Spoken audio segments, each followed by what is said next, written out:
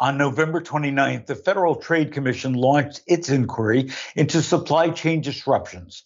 They've ordered retailers, including Walmart, Amazon, and Kroger, to turn over information to help them study the causes of high prices and empty shelves. But they've also included, for what I think is the first time, wholesalers and brands, including P&G, Tyson, and Kraft Heinz. I applaud that for what could be that they're taking a much more holistic view versus just looking at one particular industry, such as meatpacking.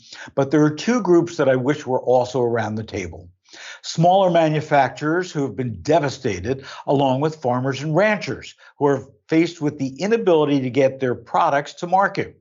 As we've discussed before, there are three major issues that we all and the FTC need to address: climate change, the labor shortage, and transportation.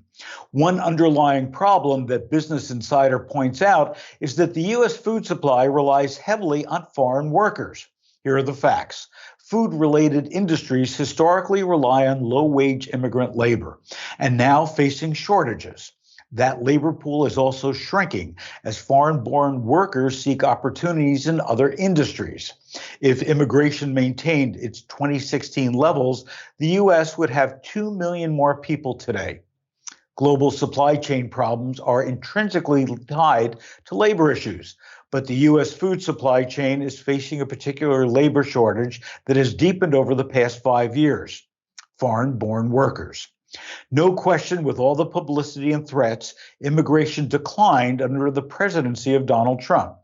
Given the 75% labor force participation rate of foreign-born residents, that works out to 1.5 million fewer workers available to fill those 10 million open jobs in the economy today.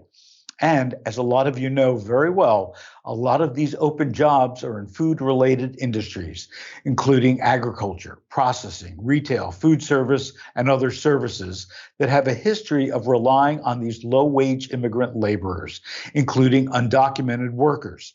Many of these undocumented workers, in particular at restaurants that have shut down, says Business Insider, lost their jobs, while those who continued to work were in frontline positions where they were more likely to be infected, such as in meat processing plants with documented large outbreaks.